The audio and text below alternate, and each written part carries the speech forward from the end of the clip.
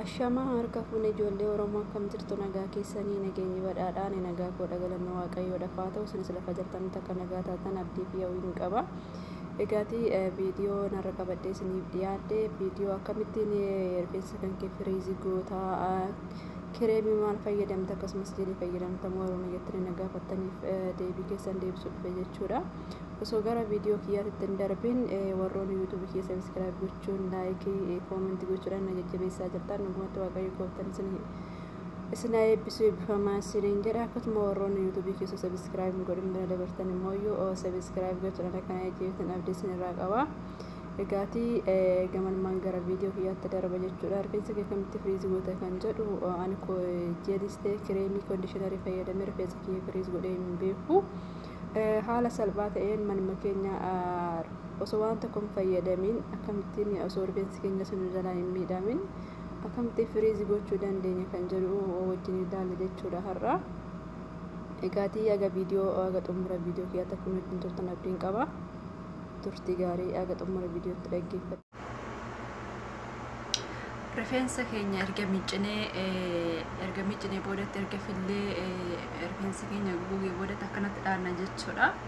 Egaa akkanatti dhaadhee booda jechuudha isin akka barbaadanitti dhaachuu dandeessu yookiin immoo yoo quxuxuree ofirratti dha'uu dandeessu yookiin kana calaqqalistanii dha'uu dandeessu jechuudha. Ani garuu yeroo baay'ee dhaachuudhaaf akkanatti natti tola jechuudha.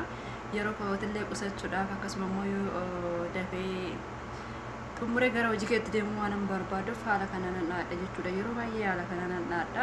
Kana booda akkamittiin gara Firiziitti jijjiiruu dandeenya inni jedhu rifeensuma keenya akkanatti dhaanne kana jechuudha.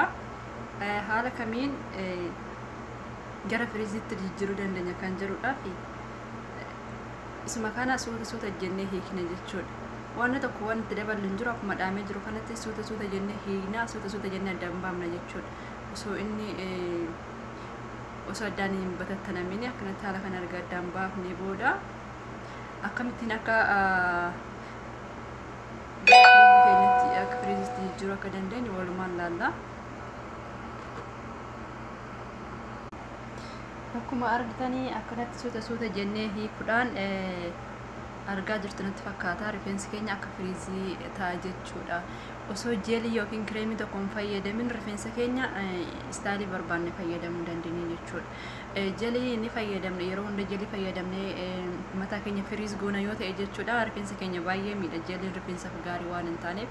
Akkasuma kondiishinarii warroonni fayyadamanii rifeensa Firizii godhan jiru inni sun immoo kondiishinarii rifeensa keenya ni kukkuta rifeensa keenya irra yoo ture jechuudha. Isa lammataa immoo rifeensa keenya irra waan turuuf qodaa keenyatti gadi maxxanee waan turuuf jechuudha. Akka nu hoosisu yookiin immoo akka forforiitti buqqeen keenya akka daalachaa'u nu taasisa jechuudha. Kanaafiyyuu osoo jeelii fi kondiishinarii fayyadamnee mataa keenya Firizii gochuu baannee isiniin jedha. Dhagaatii hunda hoggaan hundi hiikee xumure walitti deebina. Haala kanaan rifeensa kiyya hundumaayyuu hiikee fixeetiin hin jiraan argitu yoo ta'e dhugaa nama Firizii fakkaata jechuudha. Kireemii yookiin jeelii tokko osoo hin fayyadamin haaluma salphaa ta'een rifeensa keenya istaayilii guyyaa guyyaadhaan jijjiirrachuu yoo barbaanne haala kanaan fayyadamuu ni dandeenya jechuudha.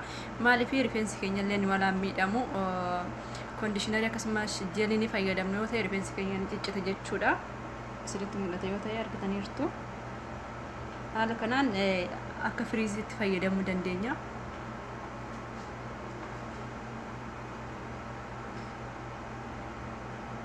Isinitti mul'ata jedhee yaadaan hanga tokko jechuudha. Innaa kana fakkaataa ani yeroo baay'ee akkanatti ni fayyadama malee jeelii fi akkasii fakkaata jechuudha. Baasii tokko malee akkanatti rifeensa keenya bareechifachuu ni dandeenya. Osoo hin tokkosin yookiin immoo kireemii adda addaa osoo hin fayyadamin haala kanaan rifeensa keenya bareechifachuu ni dandeenya jechuudha. Dhugaa ana yeroo baay'ee akkanatti ni fayyadama. Yeroon Firizii gochuu barbaade jechuudha rifeensa kiyya. Isinillee akkasii fayyaduu abdiin qabaan isiniin jedha kennaawwan kooyi. Yoo isinitti tole koomentii yoo jaalattan laayikii godhaa yoo isinitti tole immoo hiriyoota keessaniif sheerii godhaan isiniin jedha. Warroonni yutube kee subscribe godhin subscribe naa godhaan isiniin jedha kennaawwan koo ijoollee oromoo hunduma keessaniyyuu baay'een isin jaaladha baay'een isin kabaja. Inna yoo hojiin keessatti toluu baate immoo yoo bakka kanatti balleessiteetiin jirtaa bakka kanatti sirreessi jedhaatiin na gorfadhaan sinin jedha kennaaman koo dhugaa hedduun sin jaaladha hedduun sin kabajaa. Inna YouTubein kiyyoo sinitti tole akka subscribe na gootan abdiin qaba jechuudha. Turtii gaarii isiniif haa ta'u.